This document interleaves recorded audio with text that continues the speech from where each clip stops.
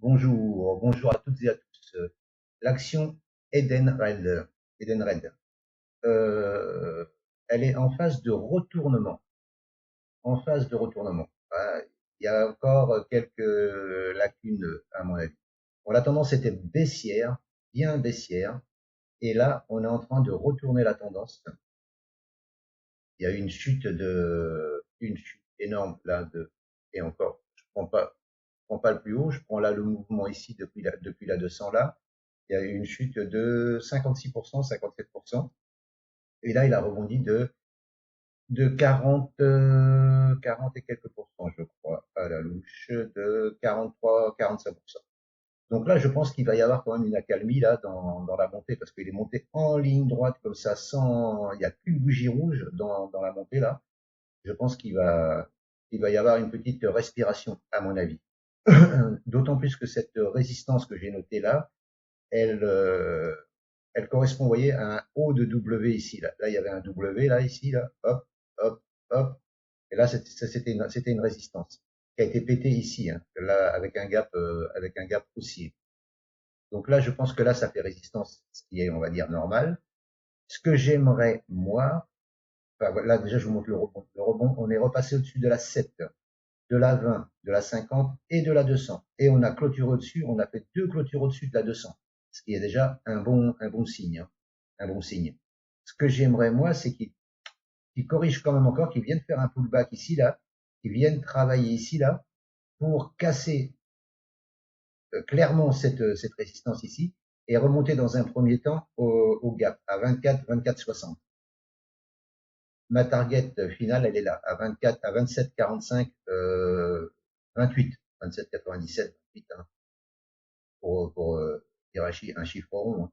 Mais là, pour l'instant, c'est intéressant de voir qu'on a cassé un canal baissier en clôture, hein, et on a eu deux clôtures au-dessus. Canal baissier cassé, SMA 200 cassé en clôture. On est au-dessus de la 7, de la 20, de la 50. Là, je pense que on peut avoir quelque chose. Mais encore une fois, je vous dis là, il faut quand même se méfier parce qu'une tendance baissière comme ça, il va pas la retourner comme ça, hein.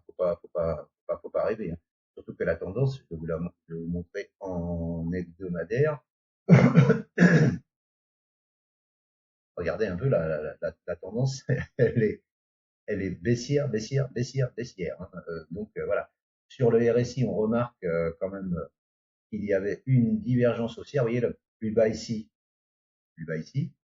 là un plus bas ici, un plus bas ici, donc le plus bas est là plus haut sur le RSI, et là le plus bas ici sur le RSI, il est plus haut que le précédent plus bas. Donc là on a une divergence haussière, mais une longue. J'aime pas les longues divergences comme ça, mais il y a divergence quand même. Faut quand même, elle est quand même à noter quoi. Et là, ce que j'aimerais en hebdomadaire pour pouvoir confirmer ma poursuite haussière, c'est passer au-dessus de la 50 hebdomadaire. La 50 hebdomadaire, elle est à 22, 22,03 exactement. Ici, 22,03. Si on repassait en hebdomadaire au-dessus de la 22,03, ouais, on peut se permettre d'aller chercher ce que je vous ai mis comme TP, hein, les 27,45, 27,97. Maintenant, qu'est-ce que ça va faire? Comme d'habitude, j'en sais rien, hein. En fait, je sais jamais rien, mais bon, j'établis des plans. J'établis des plans et je regarde si mon plan se concrétise ou ne concrétise pas. Voilà. Moi, soit on casse cette résistance ici qui est, je l'ai pas noté, à 21,73, 21,55, 21,73. Soit on casse, on poursuit. Mais vu la montée qu'il y a eu là en ligne droite comme ça, on dirait un mur. À mon avis, il va falloir que ça corrige un peu. Ce que j'aimerais, je vous dis, c'est que voilà, que ça patine ici, que ça corrige un peu ici, là, jusqu'à ce que ça casse ici. À la rigueur, c'est possible de racheter ici, là, en pullback ici, sur le bas du canal ici, là, et sur ce support à 20, 20, 19,70. Par contre, si on clôture sous 19,70, pas la peine, on laisse tomber. Enfin, je laisse tomber. Voilà. Je voulais vous partager cette petite action parce qu'elle est pas, elle promet, hein, si ça part, même en prenant ici, vous auriez 12-13% pour aller chercher le gap. Voilà. avec un stop sous là, ça vous fait un stop à pareil à 12-13%, hein, voilà. Ça vous fait un R de 1. Et si vous allez chercher l'objectif que moi je pense qu'on va aller chercher, il y a 26% en prenant ici. Et si on a la chance, ou j'ai la chance, qu'ils reviennent ici sur les 20, 19, 70, c'est 40% quasiment, hein, 36%. Et bon, avec du bénéfice partiel ici, bien entendu, dans le gap, hein. Voilà, après, il suffit de gérer son stop, hein. Voilà, si vous mettez votre stop ici et que ça monte, et ben vous remontez votre stop sous les creux qu'il fera, hein.